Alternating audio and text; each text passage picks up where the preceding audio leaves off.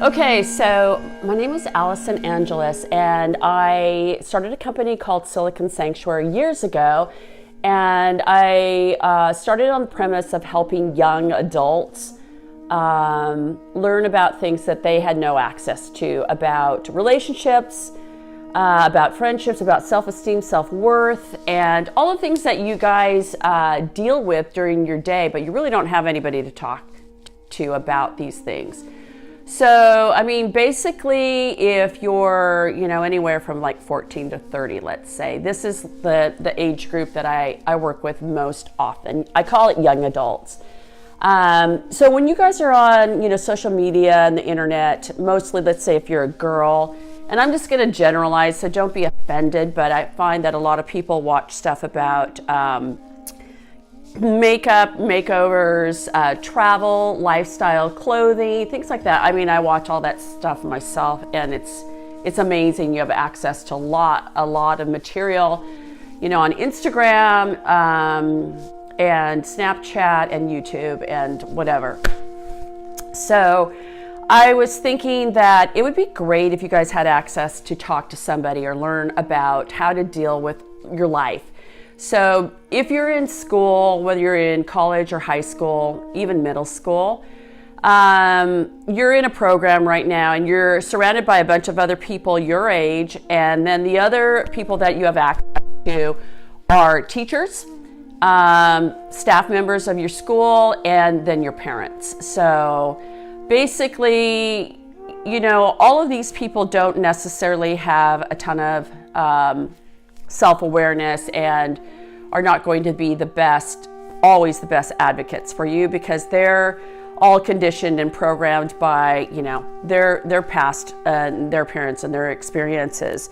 So I find that a lot of people that are young are kind of just, bumbling along, and a lot of people suffer from depression and anxiety, and it's really prevalent, especially, I'm here in the Silicon Valley, and people around here are very driven because they come from families that are very driven, making money, going to the best schools, getting the best grades, and then underneath all that, you're trying to figure out your life. You're trying to get affirmation and love externally from other people, from your peer group. And so I find that could be very challenging, because when you're trying to get affirmation and love from your peers, they're all struggling with the same thing as well, and they're looking for affirmation, love, and attention. So I think that a lot of people get external affirmation by their appearance. So let's just start with that. So, we have these ideas of what's classical attractiveness, classical beauty, and that's all determined by the culture, what's out there, who are the classic good-looking people right now on social media that are in pop culture. So most of us, we try to become or look something like that's in the standard of beauty. So a lot of us can have our self-esteem built on, appearing good, appearing attractive, appearing beautiful, handsome, strong, whatever. So I think it's valuable to, if that's what you want to work on, if you want to work on your body or your appearance or your clothing, I think those are valuable things. But I think and they can help you with your internal self-worth as well. But I think it's more important to really work on your internal self-awareness. So what do I mean by that? Well, every day, all day, you're having conversations with yourself and you're having thoughts about yourself. And these are often programmed by what other people have said to you. And for self-awareness, I think what's important is for you to determine what are the things that you love to do? What are your natural attributes? Are you a leader? Are you the person that comes into a party and you want to talk to everybody and everybody wants to talk to you? Or are you kind of a quiet, more introverted person that would prefer to be kind of in the corner, which is fine, which is great, or reading a book or doing more introverted things? So know yourself. What is your natural propensity? if you're quiet and introverted right now, but you really want to be extroverted, but you just don't have the self-confidence to do that, then your natural propensity is to become, more confident, so that you can be fully authentic on who you know you are inside and who you dream yourself to be. So I think back to the notion of depression and anxiety. Depression, I think, comes from when you want to be a certain person and you want the world to reflect that to you, but you're not having that happen for you. That's not actualizing for you. And I think anxiety comes from feeling the pressure of other people wanting you to be a certain way, and whether it's like a really good student or really great grades or to look a certain way. Often this comes from, honestly, our parents or one parent or our caregiver, our families of origin. So again, going back to just awareness about yourself, just knowing who you are. What do you like to do? Are you a mountain biker? Are you a yogi? Are you you like to be in theater? Are you not athletic? Do you like, to do video games? Do you like stories within the video games? Do you like to draw the characters? Whatever those things are that are natural to you, that make you feel good, that's the place where you want to go and be and develop yourself. When you're in school, the bummer is that basically the program is that you have 7 classes that out of all those 7 classes, might not be one that you're good at, or maybe there's one that you're good at, and that's the one thing that you love to do. Some people go the theater and acting and singing route. Some people go the athletic route, and then some people just have this big space of they're not sure, what their propensity is or what they love to do. Some people like engineering, science, technology. So whatever it is that you're into, make sure it's something that you're into and not something that your parents want you to be into. This happens quite a bit, and I feel a little bit bad for parents because honestly, they're still working on themselves. Even though they might be the whole world for you, but they're working on themselves too. And what I believe parents really want the best for their kids, but often they teach through fear.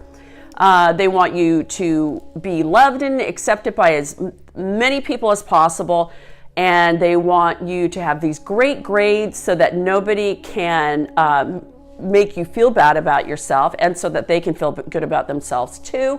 And they want you to go to top colleges so that you're safe.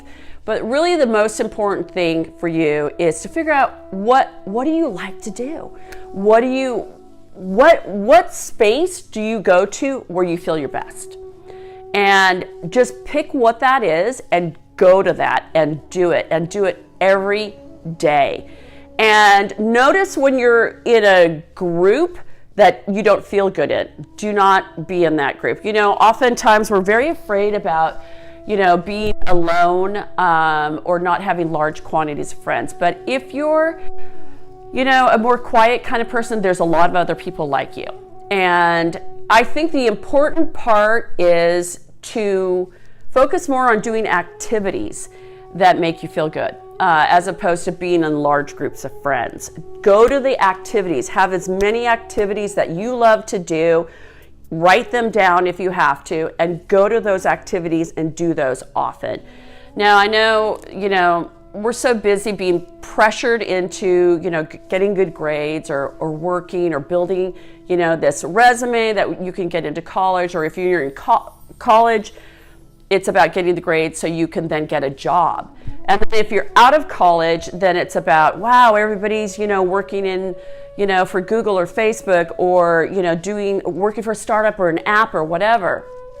But the thing is, are you really happy? Is this your dream? Or is this your parents' dream for you? Or does this make you feel safe because you won't feel rejected by, society? Really go towards what you're good at. The great thing about the internet is you can Google a lot of things and find, activities that you love to do and go towards those things. So if you're really being true to yourself and understand who you are, the notion of depression is going to dissipate. Stop thinking about what other people think about you. Stop worrying about what other people think about you. I find that the most depression and anxiety comes from worrying about what other people are going to think about you. When you go to post something on Instagram, when you go to talk out loud or ask somebody a question in school, or you go to text a girl, or you go to text a guy, the first thing that you think about is, are those people going to reject me? It's fear. So don't live your life through worrying about what other people feel about you or think about you. That's their thing. That's not about you. That's their experience and their background. That is a filter. That is how they perceive you. Now, if you have a list of things that you want to work on for yourself, like, oh, I want to work on my body, or I want to work on my skin, or I want to work on, knowing more about fill in the blanks, like, let's say you like climbing mountains, or you like yoga, or whatever it is, fill in the blanks.